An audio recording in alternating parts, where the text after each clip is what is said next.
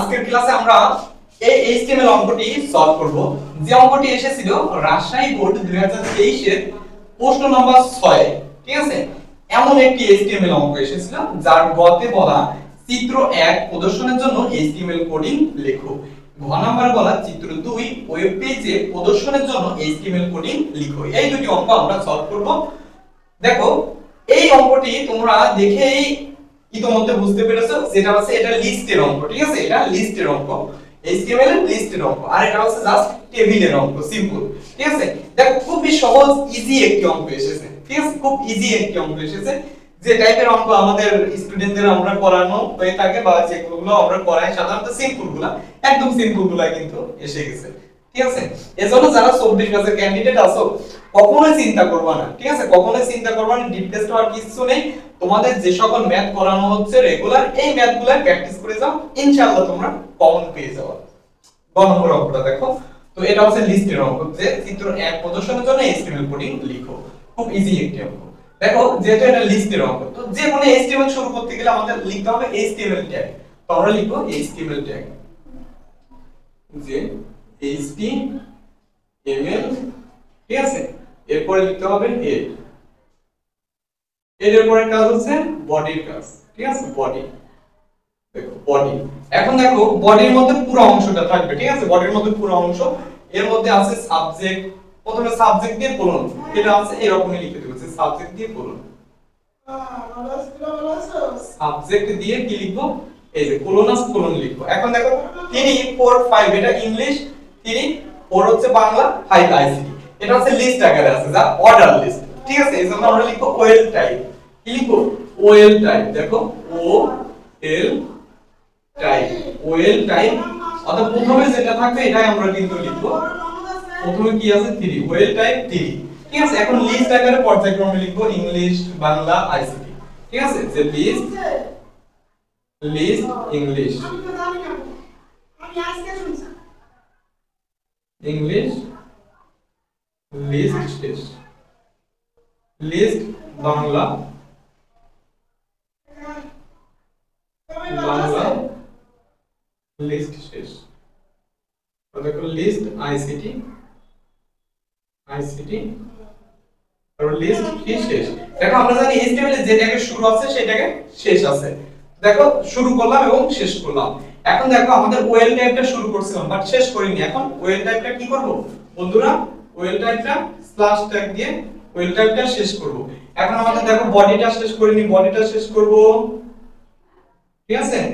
তো তারপর আমাদের কি কাজ? দেখো বডিটা শেষ করব, ঠিক আছে? এখন তোমরা যদি এই যে হেডের বিষয়, ঠিক আছে? হেড না দিলেও হবে, হেড না দিলেও হবে, সমস্যা নেই, হেড না দিলেও হবে। তো বডিটা শেষ করব, তারপর আমাদের কাজ হচ্ছে এইচটিএমএল, ঠিক আছে? এইচটিএমএল শেষ। এটাই দেখো বন্ধুরা, এটাই খুব অ্যানসার। দেখো খুব ইজি অঙ্ক। এটা হচ্ছে আমাদের এই গ নম্বর প্রশ্নের অ্যানসার। দেখো সেম রকম ভাবে বলা হচ্ছে চিত্র 2 ওয়েব পেজে প্রদর্শনের জন্য এইচটিএমএল কোডিং লিখো। দেখো 2 নম্বরও সেম রকমই। আশা করি 1 নাম্বার এই গ নম্বরটা তোমরা বুঝতে পেরেছো। এটা হচ্ছে গ নম্বর, এটা হচ্ছে কয় নম্বর? এটা গ নম্বর, ঠিক আছে? তোমাদের তবুও বুঝতে যদি কোনো প্রকার সমস্যা থেকে থাকে তোমরা সাথে সাথে কমেন্ট বক্সে কমেন্ট করে জানিয়ে দিবা, ইনশাআল্লাহ তোমাদের কমেন্টের অ্যানসার দিব। দেখো এখন গ নম্বর অঙ্কটা দেখো, যে চিত্র 2 ওয়েব পেজে প্রদর্শনের জন্য এইচটিএমএল কোড লিখো 2, ঠিক আছে? তো 2 প্রদর্শনের জন্য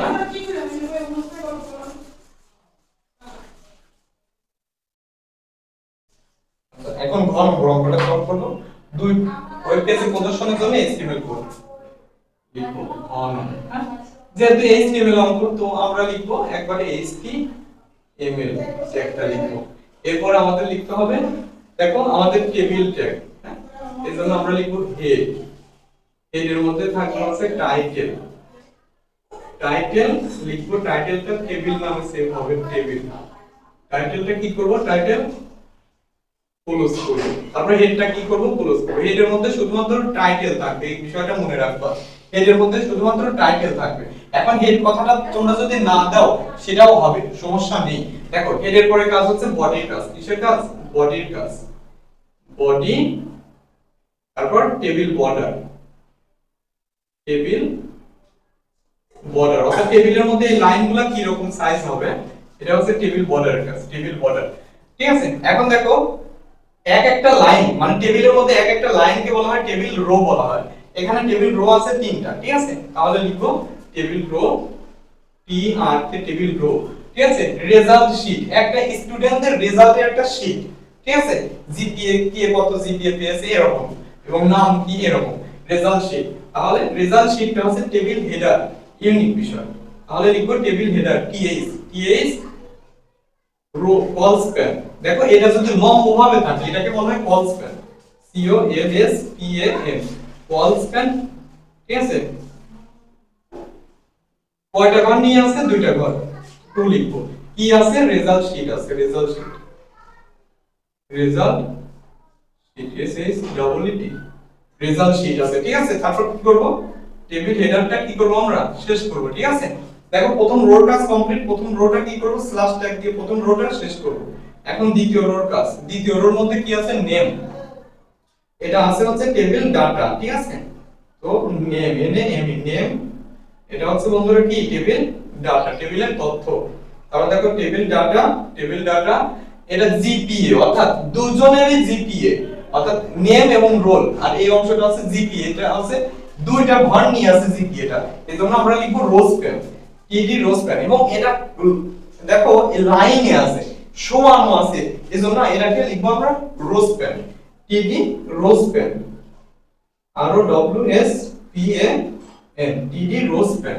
টিডি রো স্প্যান কি, টিডি রো স্প্যান কয়টা ঘর নিয়ে আছে, দুইটা ঘর, এজন্য লিখবো 2, দুইটা ঘর নিয়ে আছে, কি আছে, জিপিএ আছে, জিপিএ। তো টিডিটা কি করব, শেষ করব। এখন দেখো এই রোর কাজও কমপ্লিট, রোটা কি করব, শেষ করব। এখন আমাদের রোলটা আছে, ঠিক আছে, একই রকম ভাবে রোলটাও টেবিল রো, হ্যাঁ, টিডি রোল, টিডি কি, টিডি শেষ। তারপর এই রোটাও কমপ্লিট, রোটা শেষ করব। এখন টেবিলের দেখো আমরা শুরু করছি, শেষ করিনি, বডি শেষ করব, তারপর বডির পরে, বডির পূর্বে আমাদের কাজ হচ্ছে কিসের কাজ, টেবিলটা শেষ করব না, টেবিলটা শেষ করব, তারপর বডি শেষ করব, তারপর ফাইনালি এইচটিএমএল শেষ করব। দেখো এটাই আমাদের রাজশাহী বোর্ড 2023 এর 6 নম্বর প্রশ্ন ছিল। ঠিক আছে, খুব ইজি একটি অঙ্ক, গ এবং ঘ নম্বর অঙ্ক। দেখো আর ক নম্বর এবং খ নম্বর, ক এবং খ এর প্রশ্নগুলো তোমরা টানা মুখস্থ করবা, টানা মুখস্থ করবে, এটা তো কোনো নিয়ম নেই। ঠিক আছে, আর তোমাদের অঙ্কগুলো ধারাবাহিকভাবে যেগুলো ইম্পর্টেন্ট আসার মতো পরীক্ষায়, এইগুলা নিয়ে আমি তোমাদের আলোচনা করব। আর যারা আমাদের বেসিক ক্লাসগুলো করনি, মানে এই ক্লাসগুলো যাদের বুঝতে সমস্যা হবে, তার মানে বুঝে নিতে হবে যে বেসিকে তোমরা দুর্বল আছো। এইজন্য আমাদের দেখো বেসিকের ক্লাসগুলো দেওয়া আছে, পরবর্তীভাবে পর্ব 1 পর্ব 2 এই লেভেল পরবর্তীভাবে ক্লাসগুলো দেখো, তোমাদের এই অঙ্ক বুঝতে খুবই সোজা হবে। তো দেখা হবে নতুন করে একটা ভিডিওতে, সে পর্যন্ত তোমরা সবাই ভালো থাকো, সুস্থ থাকো, আল্লাহ হাফেজ।